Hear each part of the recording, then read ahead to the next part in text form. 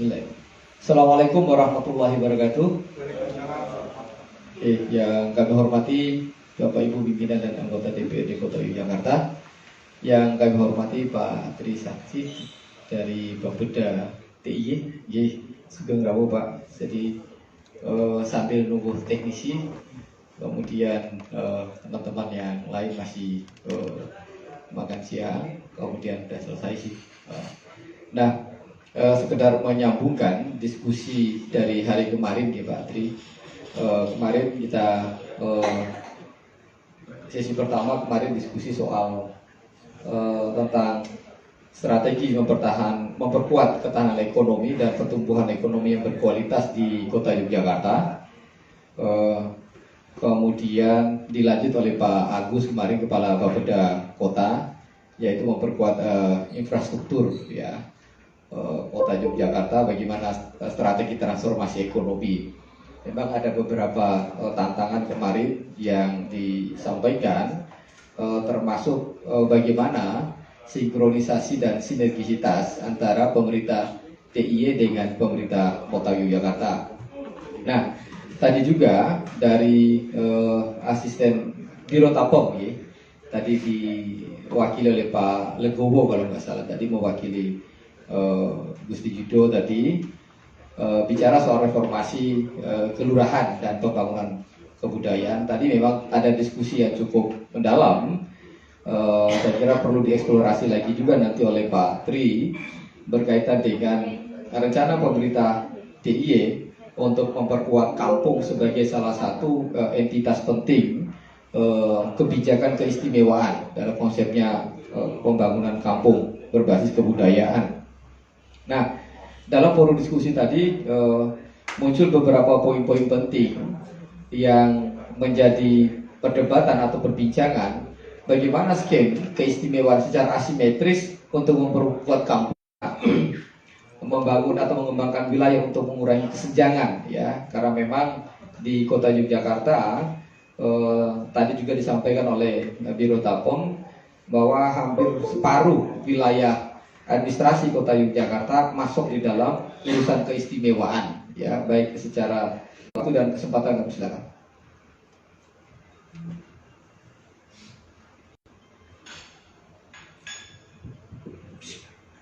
Matur Pak Sarif ya.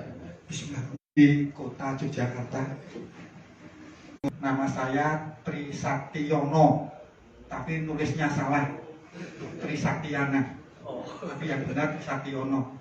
Ini karena dulu guru SD saya sekaligus yang nulis ijazah, tugasnya banyak sekali guru SD. Nama lengkap saya sebenarnya Tri Saktiono Hayu Nirboyo.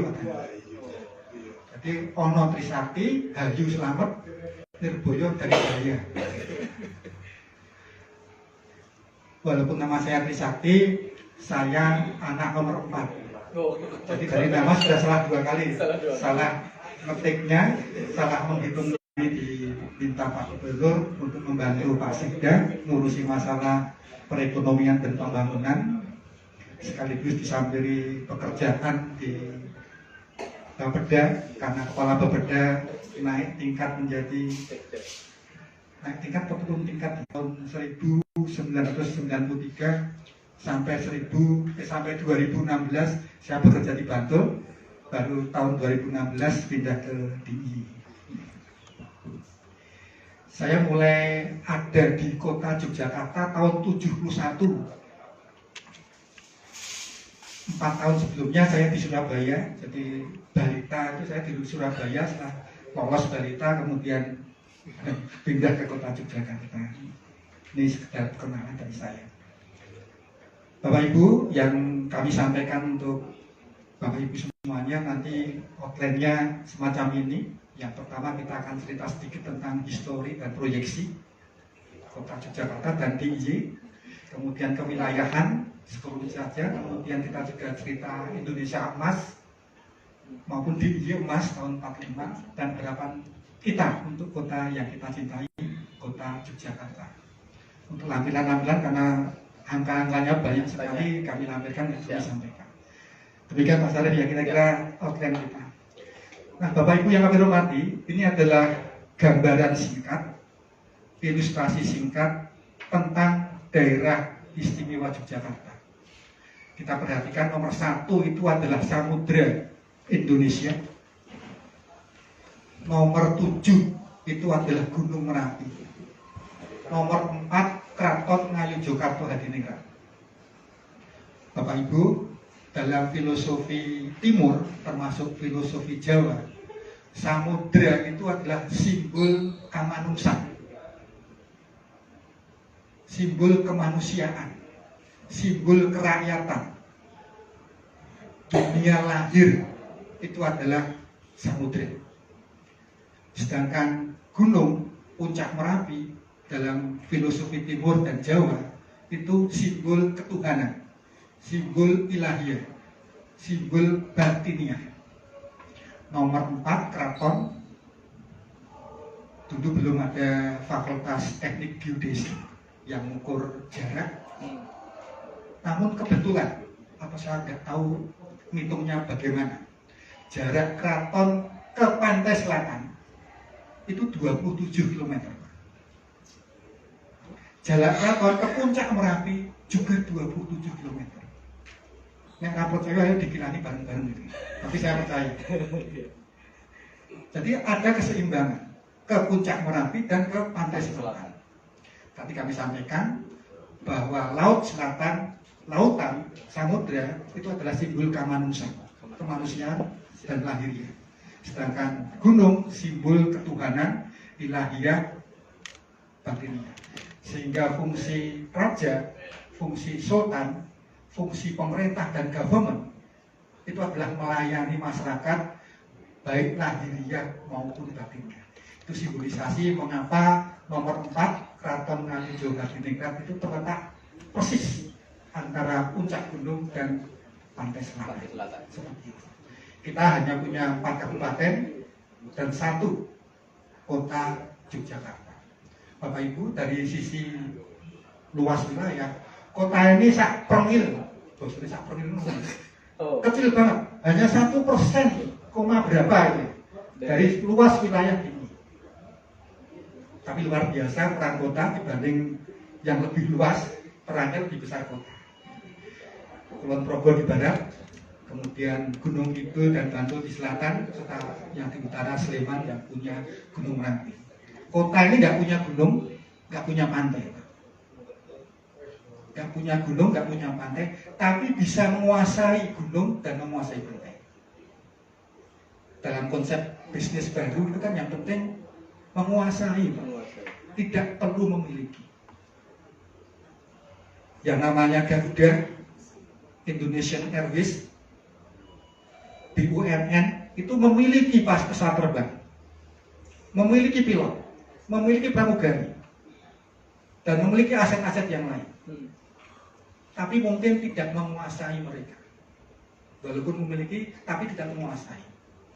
Sedangkan Traveloka, Nun Sewu Pak, itu nggak memiliki pesawat Pak, nggak memiliki pilot, nggak memiliki pramugari, tapi menguasai perdagangan tiket pesawat.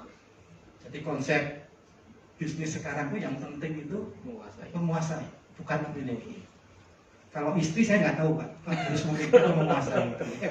Itu soal lain.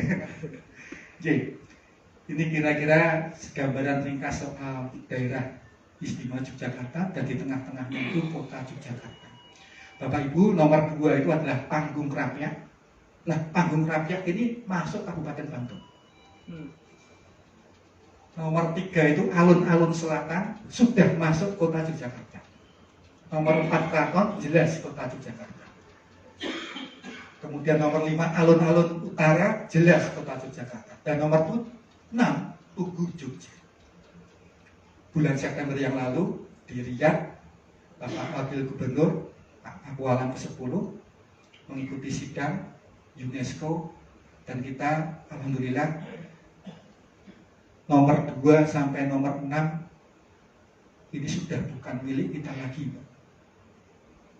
sudah bukan milik kita lagi, tapi sudah menjadi milik dunia, karena UNESCO menetapkan bahwa sungguh filosofi DIY ini menjadi warisan budaya dunia. utamanya warisan budaya yang tak benda.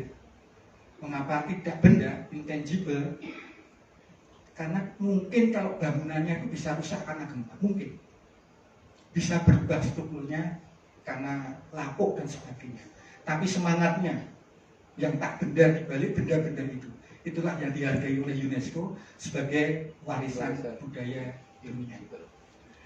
Nomor 2 sampai nomor 6 itu disebut sumbu filosofi, sedangkan nomor 1 sampai nomor 7 disebut sumbu imajiner.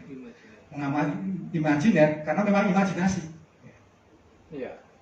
Tapi kalau nomor 2 sampai nomor 6 jelas ada tetenger fisiknya yang benar-benar lurus dari panggung rakyat ke utara itu ada Plengkung Mijilan, Plengkung Gading,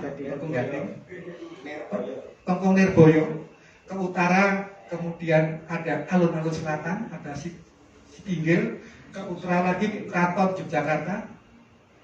Alun-alun utara lurus ke Tugu Jogja. Benar-benar ada tetenger fisiknya.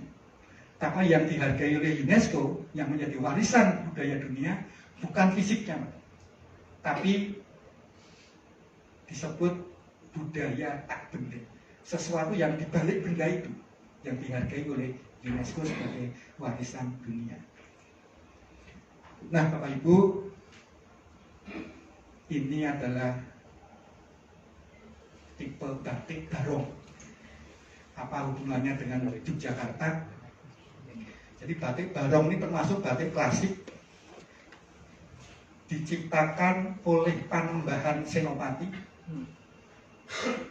yang merupakan hasil meditasi beliau. Tempatnya di nomor 1 tadi, di Pantai Selatan, di Parangkusumo tepatnya. Beliau beberapa hari, mungkin beberapa minggu, bulan, mungkin tahunan bermeditasi di sana, berkontemplasi di sana. Nah, batik ini adalah apa yang beliau dengar, apa yang beliau lihat, apa yang beliau rasakan ketika bermeditasi, dan kemudian dituangkan dalam sebuah motif batik. Bapak Ibu, dalam budaya Jawa lama, motif-motif batik itu ibarat dalam tanda kutip ya, raja. Raja itu apa ya? Doa yang dibendakan, doa yang dibendakan. Bisa berwujud pamor keris atau pamor senjata, tapi juga bisa berwujud pakaian.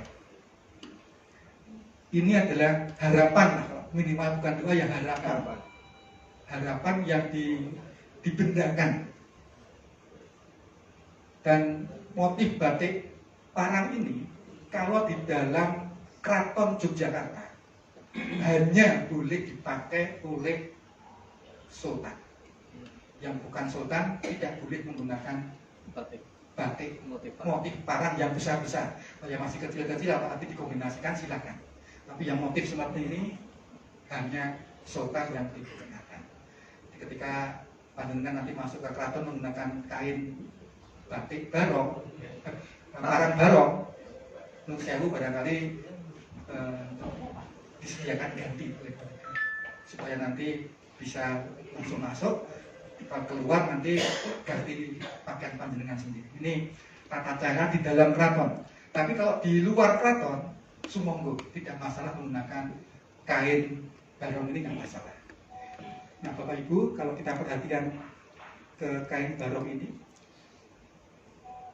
Panembahan Senopati berhari-hari, berminggu-minggu, berbulan-bulan mendengarkan, melihat, merasakan dalam meditasinya di Parangkusumo. Yang putih itu adalah gambaran visualisasi ombak Samudra Selatan yang putih, yang susul sinusul tanpa henti. Ini menunjukkan dinamika, menunjukkan semangat yang tanpa henti, bergelora. Di pemimpin itu juga harus seperti ombak laut selatan, tanpa henti bergelora. Jangan bergelora, Pak. Ganti lainnya, Pak. Oh ganti ya, berkebur, berkebur. Agak sensitif saya. Yang berkebur, ombak yang berkebur dinamis. Yang seperti itu. Nah yang coklat-coklat itu loh Pak, itu adalah tebing-tebing atau pereng-pereng, pereng-pereng bebatuan yang ada di Parangtritis. Jadi gabungan antara air, ombak yang berdebur dengan pereng-pereng batu-batuan yang ada di bukit-bukit Karsu di Parangtritis. Kemudian disederhanakan, disimbolisasikan menjadi bentuk parang seperti ini, batik parang. Nah, Bapak Ibu, saya yakin sudah melihat batik parang, mungkin juga menggunakan batik parang, tapi belum tahu cerita di balik batik parang. Ini cerita bahwa pemimpin, kemudian sok-sok raja Jawa itu harus semangatnya parang tadi, seperti ombak yang berdebur tanpa henti, kemudian seperti tebing-tebing yang menjulang tinggi visi dan misinya. Itu harapannya seperti itu, karena motif batik bagi orang Jawa lama semacam raja, doa yang dibendakan, bukan keramat ya, ya semangat saja. Seperti ada logo perusahaan itu kan juga memberikan kita semangat. Ini pun seperti itu. Nah ini siapa Pak? Bu Ipung. Nom-nomane. Bu Ipung. Ya, kita punya mitologi di Pantai Selatan. Kita kenal ada Kanjeng Ratu Kidul. Dan ketika mungkin saya, kemudian seangkatan yang lahir tahun 60-an, itu waktu kecil kita dilarang menggunakan pakaian hijau di Pantai Selatan. Katanya kalau kita menggunakan pakaian hijau itu dikesake, disukai oleh Kanjeng Ratu Kidul sehingga diseret masuk ke lautan. Tapi kalau kita pikir, kalau kita menggunakan baju hijau kemudian masuk ke air dan terjadi sesuatu, memang